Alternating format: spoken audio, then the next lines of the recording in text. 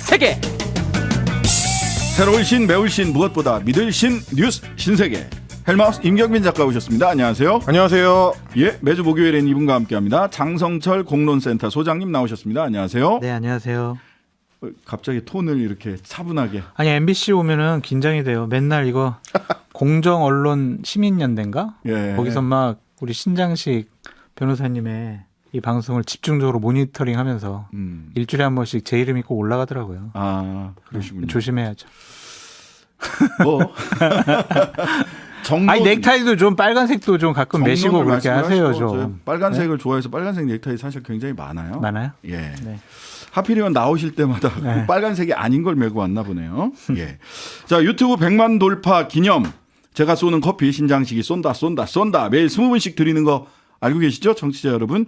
짧은 건 50원, 긴 건 100원이 되는 문자번호 샵 8001번 또는 무료인 어플리케이션 미니로 많이 신청해 주십시오. 자, 오늘의 첫 번째 뉴스 들어가 보겠습니다. 오늘 어제 이제 빗속에서 치러졌던 4.5 재보궐 선거 전체적으로는 좀 투표율이 좀 낮았는데요. 그럼에도 불구하고 결과에 대해서 굉장히 좀 징후적으로 읽는 시각들이 좀 많이 있는 것 같습니다. 일단 민주당의 이제 정치적 기반이라고 할 수 있는 호남 지역 전주 을 지역구에서는 소수 정당인 진보당 후보가 당선이 됐고요. 영남 지역은 뭐 당연히 이제 국민의힘의 지지 기반이겠는데 울산 지역에서 진보 교육감과 민주당 기초의원이 동시에 탄생을 했습니다. 유일한 국회의원 보궐선거 지역이었던 전주 을 국회의원 재선거 같은 경우는 투표율이 26.8%에 그쳤는데 진보당 강성희 후보가 득표율 39.07%로 32.11%에 그친 민주당 성향의 무소속 임정혁 후보를 제쳤습니다. 이 지역구 같은 경우는 이제 이상직 의원이 공직선거법 위반으로 낙마를 했기 때문에 재보궐선거 원인을 제공한 민주당 같은 경우는 무공천 원칙에 따라서 후보를 내지 않았던 곳입니다. 그리고 이제 또 하나 주목받을 것이 뭐냐면 이제 국민의힘 김경민 후보의 이 지역에서의 득표율인데 10%를 넘기지 못했습니다. 8.0%에 그쳐서 국민의힘이 이제 지난해 대선 때는 그리고 또 이제 지방선거 당시에는 전주 지역에서 15%대를 득표했던 것과 비교하면 사실상 반토막이 난 것 아니냐라는 얘기가 나오는 거고요. 그래서 내년 총선의 어떤 호남 민심 이정표로 주목을 받았던 이번 선거를 통해서 진보당이 원내 정당에 진입한 의미, 이게 이제 앞으로 정치권에 어떤 영향을 미치게 될지 그런 것도 좀 짚어봐야 될 것 같습니다. 그 진보당 같은 경우는 이번에 보니까 감사합니다 민주당 뭐 이런 맞아요. 메시지, 즉 민주당과의 야권 연대를 중심에 두고 선거 운동을 펼친 것으로 보여요. 예. 아주 메시지가 세련됐더라고요. 그래서 아주 선수들이 붙어서 선거를 치렀구나. 예. 그런 생각이 드는데 국민의힘 후보의 포스터 보셨어요? 저 못 봤습니다. 예. 잘생긴 김경민. 이거. 아, 그래요? 근데 그거 보고 도대체 뭐 하는 사람들일까? 막 그러한. 아니, 중앙당에서 뭐 지원 안 했습니까? 근데 보궐선거야 뭐 중앙당에서 당직자들이 뭐 몇 분 내려가서 그렇죠. 보통 내려가잖아요. 봐주는데 예. 그냥 포스터나 선거 캠페인 같은 경우에는 본인들이 다 알아서 하죠. 지역 업체 쓰면서. 근데 그걸 보고 제가 이게 뭘까? 뭐 그분이 생각을 했어요. 굉장히 잘생기셨나 보다. 네, 뭐 잘생기셨어요.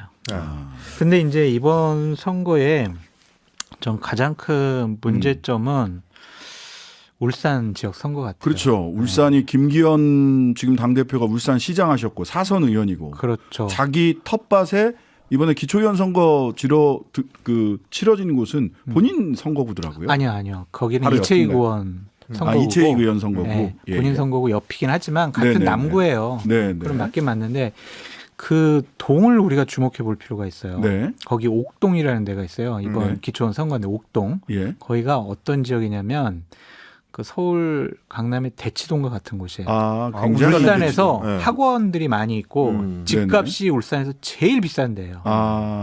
근데 거기서 옥동에서 네. 사전 관내 투표에서는요 네. 졌어요. 그런데 그런데 최종적으로 20표 차이로 이겼어요. 그 지역에서. 네, 네. 이거는 거의 박빙. 그러면은 강남에서 뭐가 뒤집혔다 이런 대치동에서 진 거랑 똑같은 거예요. 지금 거의 뭐 강남에서. 20표 차로 국민의힘 후보가 이겼다면 진 것과 다른 바가 그런데 없죠. 지금 국민의힘에 있는 지도부는 어떻게 생각을 하고 있냐면 네. 비 왔잖아. 우리 지지하는 사람들이 안 나갔잖아. 아, 어르신들이 네. 못 나갔다. 뭐 옛날부터 네. 그런 얘기 있죠. 그 날씨가 좋으면 젊은 사람들 투표장 안 가고 비 오면 어르신들 투표장 안 간다. 이제 이런 썰이 있죠. 그리고 그 썰도 벌써 옛날 얘기인데. 네, 그리고 투표율이 좀 낮았잖아. 네. 그런 얘기를 하고 있고. 그러니까 이번에 이게 그 옥동하고 신장동인가요? 예. 신장동에서 크게 이겼었는데 네. 하여튼 졌어요. 하여튼 이게 신장동에서 결과적으로. 민주당이 좀 크게 이겼어요. 예, 예. 그래가지고 이제 민주당 후보가 당선이 된 건데 아직도 좀 위기감이 없다고 생각이 든 게 뭐냐면 오늘 이제 비공개 회의 때 최고위원회. 예. 예. 아, 이것도 얘기하면 또 뭐 뭐라고 하겠다. 근데 얘기하세요. 중원에서 이겼잖아. 청주에서 이겼잖아. 청주에서. 중원에서 이겼으니까 그래도 우리가 크게 진 거나 우리가 심각하게 생각할 필요가 있겠어? 막 이러한 반응과 논의가 있었다는 거예요. 아니 본진이 털리고 중원에서 이기면 무슨 의미가 있나요? 근데 본진이 그 얘기는 중요한데. 이제 비공개 회의 때도 얘기를 했지만 김기현 뭐 대표가 이제 회의 끝나고 나올 때 기자들이 이제 따라붙어서 질문을 했는데 울산에서 진 거에 대해서 의미 평가를 해달라고 이제 질문하니까 김기현 대표가 이제 계속해서 청주에서는 이겼지 않느냐. 그리고 아. 전체로 보면 우리가 과반 이겼지 않느냐. 이제 이런 인식을 보여주더라고요. 아마 이제 뭐 그 연장선인 것 같습니다. 근데 하여튼 적나라한 얘기들이 오고 간 게 네, 있어요. 네, 비공개 회의 네. 때. 그런데 이게 아직까지도 좀 잘못 생각하는 것 같아요. 위기감이 없다.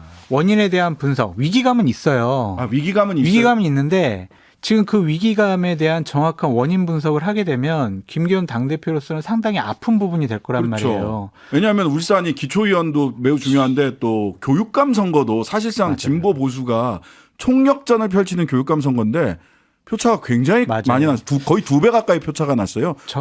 진보를 표방한 교육감 후보가 당선이 됐죠. 저는 이번에. 기본적으로 보수파 진영에서 정치를 해왔고 네. 제가 보수파 진영에 대해서 약간 좀 비판적인 얘기를 하는 거는 좀 미리미리 자정 기능을 발휘해서 내년 총선에서도 국민의힘이 이겼으면 하는 차원에서 비판을 하는 거거든요. 네. 그런데 원인을 진단을 제대로 하지 못하면 이 대책이 잘 안 나와요. 네. 그래서 상당히 위기감을 갖고 왜 표심이 작년 지방선거 때랑 이렇게 많이 바뀌었는지 그렇죠. 분명히 제대로 원인 분석해야 한다. 그러니까 전주에서는 대통령 선거 득표율의 절반밖에 안 나왔던 거고. 15에서 8로 떨어졌죠. 15에서 8로 떨어졌으니까 그러면 소위 김종인, 이준석 요 분들이 추진했던 서진 정책 끝났다. 천하람 그 당협위원장이 서진 정책 이거 뭐 종친 거다 이거 결과가 그러니까 보여주는 거 아니냐 이렇게 얘기하고 울산이라고 하는 본진이 흔들렸고 밑둥에서. 흔들려요. 근데 청주에서 이겼다로 이 나머지 두 사태가 가려지느냐. 그러니까 울산 남구가 흔들리면은요. 거기 북구, 동구 거기는 되게 그냥 위험해요. 네, 그러면은 거기는 천창수 후보 진보교육감 후보가 70%씩 나오는 곳이에요. 네. 이번에 네. 울산 동구하고 북구는. 그리고 그래서 울산 한 동구하고 가지만. 북구는 소위 이제 그 진보벨트입니다. 네, 러스트벨트, 진보벨트라고 불리는 곳이기도 하죠. 러스트는 아니고 현대자동차, 현대중공업을 러스트라고 부르긴 좀 그렇고. 그래서 하나만 네. 좀 더 말씀드리면은 그 선거는요. 정신력으로 이길 수가 없어요. 그냥 자기 최면, 자기 만족으로 이길 수가 없단 말이에요. 정신 승리가 안 되는 게 선거다. 이 운동 경기가 아니잖아요. 네. 운동 경기도 기초 체력이 있어야 정신력 갖고 이길 수가 있는 건데 선거는 정말 면밀한 분석과 대책을 만들어야 해요. 네. 그래서 자꾸 중원에 이겼으니까 뭐 우리가 크게 진 거 아니야. 이렇게 자기 만족해서는 내년 선거도 큰일 난다라고 말씀드려요. 미드필드에서 점유율이 비슷했으니까 괜찮다. 골은 먹었는데. 아, 또 이렇게 적절한 표현을 써. 그런 거다. 걱정이 많이 돼요. 우려돼요. 예, 우려되는 지금 예. 선거 결과다. 그 민주당이 사실 정권을 이렇게 내주기까지 이전에 그쪽에서 그 얘기 많이 하거든요. 그 서울시장 재보궐선거에서 기세가 맞아요. 넘어지면서 기세가 엎어지면서 기세가 바뀌면서 결국은 대선 지방선거까지 그 여파가 쭉 갔다라고 하는 건데 총선 1년 딱 앞두고 있습니다. 앞두고 펼쳐진 이번 재보궐선거의 결과 이게 입에 쓴 약이 될지 아니면은 그냥 본인들이 그냥 합리화하고 청주로 합리화하고 넘어가는 선거가 될지는 좀 지켜봐야 될 것 같아요. 이게 민주당이 그때 서울시장 선거 졌을 때 뭐 후보가 조금 뭐 약했잖아. 그래도 우리가 권력을 잡고 있고 국민의힘 보면은 대선 후보 없잖아. 우리가 네. 당연히 대선 이길 수 있어. 라고 그냥 자기네들이 과학적인 분석이 아니라 그냥 머릿속에서 정신력으로 그냥 모든 상황을 판단한 거예요. 그래서는 절대로 안 된다라고 네, 말씀드립니다. 네. 자, 특검이 무섭긴 무서운 것 같습니다. 급 속도를 내고 있는 대장동 수사. 천화동인 6호 실소유자 조우영 씨. 야, 조우영 씨 진짜 계속 참고인으로만 있다가 드디어 피의자가 됐어요. 네, 수사상에 이제 올라온 지는 오래됐지만 본격적으로 강제 수사가 이제 착수되는 건 오늘로 봐야 될 것 같습니다. 검찰이 천화용인 6호의 실소유주로 의심받고 있는 조우영 씨에 대해서 오늘 압수수색을 실시를 했습니다. 자택하고 사무실 등에 대해서였고요. 그리고 동시에 천화동인 6호의 이제 서류상 소유주 조현성 변호사에 대해서도 마찬가지로 압수수색을 실시를 했습니다. 천화동인 6호는 대장동 개발 사업의 이제 배당금 중에서 282억 원을 배당을 받았는데요. 겉으로는 이게 이제 서류상 소유주인 조현성 변호사의 소유로 돼 있습니다. 근데 이제 검찰에서 의심하는 거는 애초에 실소유주가 조우영 씨다. 그리고 이 조 씨가 배당금을 이제 받은 거를 자금 추적을 피하기 위해서 조 변호사한테 이제 차명 소유주를 이제 내세워서 이렇게 이제 돌려받는 방식으로 받아왔다라고 지금 의심을 하고 있습니다. 조우영 씨에 대해서 이제 잊어버리신 분들이 많으실 것 같아서 잠깐 소개를 해드리자면 2009년에 부산저축은행에서 대장동 사업의 이제 초기 자금이라고 할 수 있는 1,155억 원의 불법 대출을 그 당시에 알선했던 혐의로 2011년에 검찰 조사를 받았던 인물입니다. 그래서 이제 언론에서는 대장동의 뿌리라고 이제 불리는 그 사건인데 그 당시에 이 사건 관련해 가지고 조우영 씨 변호를 맡았던 사람이 다름 아니라 박영수 전 특검이었고요. 그리고 그 당시에 이 저축은행 사태 사건을 수사했던 주임 검사가 윤석열 대통령입니다. 그러다 보니까 조우영 씨가 그 당시에는 구속 기소도 되지 않고 말하자면 이제 빠져나갔고요. 나중에 2015년에 재수사를 통해서 이제 구속을 당하게 됩니다. 그 이후로 실소유주가 조현성 씨로 바뀐 거 조현성 변호사로 바뀐 거 아니냐라는 얘기가 나오는 겁니다. 조우영 씨와 박 전 특검에 관련된 내용은 이미 이제 2011년 11월부터 뉴스타파를 비롯해서 이제 매체들이 꾸준히 보도를 해왔는데 지금에 와서 압수색을 펼치는 게 아까 이제 신 변호사님이 짚어주셨던 것처럼 혹시 특검을 피하기 위한 이제 검찰의 제스처가 아니냐 이런 의혹들도 역시 제기되고 있습니다. 여기 명의상 소유자 조현성 변호사는 법무법인 강남 소속이었습니다. 박영수 특검이랑 같은 법무법인에 있었고요. 그 박영수 전 특검이 그 변협 회장 선거 나갔을 때 그 캠프에서도 같이 있었던 것으로 알고 있습니다. 이 천화동인 6호가 잠잠하다가 갑자기 오늘 압수수색이 됐죠. 저는 두 가지를 좀 말씀드리고 싶어요. 하나는 정말 우리 임경빈 작가님 얘기하신 것처럼 봐주기 위한 수사, 그냥 형식적인 수사, 압수수색 이런 식으로 좀 진행이 안 됐으면 좋겠다라고 그렇죠. 말씀을 드리고 예. 박영수 특검에 대해서는 상당히 유감이에요. 어쨌든 국민검사라는 칭호까지 받았었는데 그랬죠. 뭐 이렇게 돈에 욕심이 많아서 이런 일들을 계속하고 연루돼 있는 모습을 보이는지 가짜 수산업자한테도 또 그러니까요. 그 돈이 없어가지고 뭐 그 외제차들을 그렇게 빌려 탔을까요? 그러니까 너무 이게 이분 보면은 너무 안타깝기도 하고 허무하기도 해요. 과연 이런 사람이 참 국민검사로 칭송을 받고 했다라는 것 자체가 상당히 자괴감이 많이 듭니다.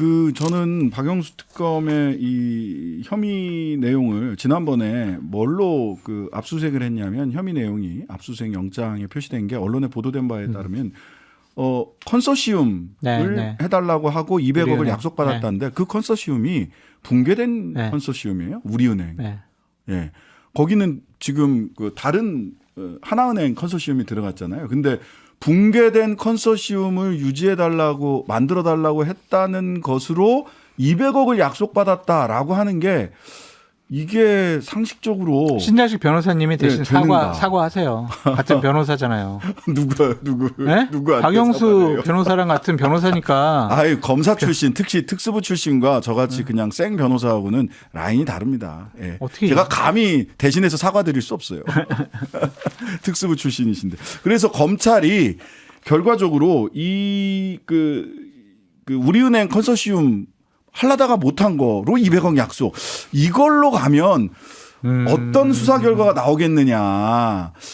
법률가들은 굉장히 의심스러운 눈으로 볼 수밖에 없어요. 그러니까 봐주려고 하는 거 아닌가라는 의심이 계속 드는 거죠. 그런 거죠. 대목들이. 만들어지지도 않은 수사는 컨소시움으로. 했어. 수사는 했는데 그러니까. 없어 혐의가 이런 식의 네. 모습을 보여주려고 하는 것이 아니냐. 이러면 안 된다라고 말씀드립니다. 네, 그렇습니다. 사실 법조 브로커 역할을 실질적으로 한 거 아니냐. 검사와 특수부 검사 전현직 검사들과 이런 사람들한테 로비한 게 아니냐. 그 통로가 박영수가 아니었냐라는 의구심이 있습니다. 이 부분에 대해서 가야 되는데 검사들이 선배 특수통 검사들에게 칼끝을 겨눌 수 있느냐가 사실은 이 수사의 관건입니다. 그러니까 안타까운 건 왜 문재인 정권 하에서 이런 부분이 제대로 수사가 안 됐을까. 아니 물타기 네. 하는 건 아니고 알겠습니다. 진짜 왜 안 했을까. 그 생각도 들어요. 그렇습니다. 예. 어쨌든 간에 이번에 이렇게 압수수색 했으니까 제대로 되는지 좀 눈여겨봐야 될 겁니다. 쇼냐 아니면 진정한 실체적 사실의 진실의 규명으로 갈 거냐. 네.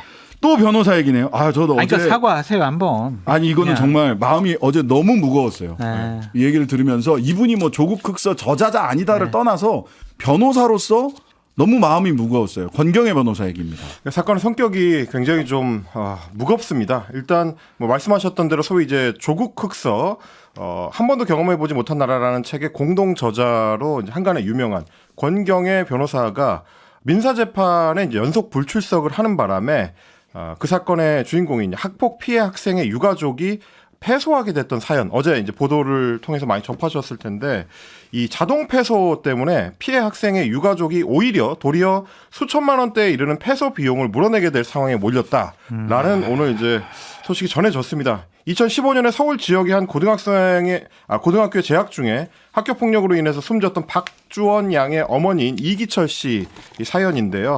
원래 이제 1심에서 일부 승소 판결을 받았는데 2심에서 이제 권 변호사가 3번 연속 재판에 출석하지 않는 바람에 자동으로 2심이 이제 취하로 처리가 돼서 자동 패소가 됐습니다. 취하 간주 자동 패소입니다. 그렇습니다. 네. 이렇게 되면 뭐 이기철 씨가 어제 사연에 올렸던 것처럼 청소 노동자로 이제 입에 풀칠을 하고 있는 당사자가 감당하지 못할 만큼 거액의 소송비 청구가 이어질 거로 걱정이 되는 상황이고요. 실제로 그 이제 피고 측 38곳의 이제 피고 중에 하나였던 서울시 교육청으로부터는 이미 1,300만 원의 소송 비용을 갚아라라는 청구가 제기된 상황입니다. 지난 3월입니다. 재판 수임료와 인지대를 이제 비롯해서 1,300만 원을 청구하는 문서를 이미 서울시 교육청에서는 법원으로 보냈다고 하고요. 그리고 교육청 입장에서는 소송사무 처리 규칙에 따라서 1심 소송 비용을 청구할 수밖에 없다. 사연은 안타깝지만 어쩔 수 없다라는 설명을 하고 있는 상황입니다. 뭐 이번에 이제 패소가 이미 이제 지난해에 확정이 됐기 때문에 서울시 교육청뿐만 아니라 38곳의 다른 피고들도 소송 비용을 연속 청구할 가능성이 있다. 이렇게 되면 비용이 상당히 들어갈 걸로 좀 예상이 되는 상황입니다. 권 변호사는 본인의 페이스북 계정을 지금 비공개로 전환한 상태고요. 기자들의 전화를 받지 않고 있다고 합니다. 소속 법무법인에서는 오늘자로 사무소에서 탈퇴했다고 공지를 했고 대한변호사협회에서는 징계를 위한 조사 준비를 시작했습니다. 변협에서 밝힌 입장에 따르면 이번 일을 엄중한 사안으로 인식하고 유족에게 깊은 위로를 표한다. 협회장 직권으로 조사위원회 회부를 준비하고 있다. 이렇게 밝혔습니다. 정말 변호사로서 이렇게 되기도 어렵고 이래서도 안 됩니다. 사실은 여러 가지 기일을 잘 참석하기 위해서 여러 가지 안전장치를 다 해놓고 살거든요. 숨지 말고 나가서 어떤 해명이라든지 맞습니다. 뭔가를 해결하셨으면 좋겠다. 네. 임경민 작가 하루 종일 기다려지는 진짜 시사. 평일 저녁 6시 5분 신장식의 뉴스 하이킥.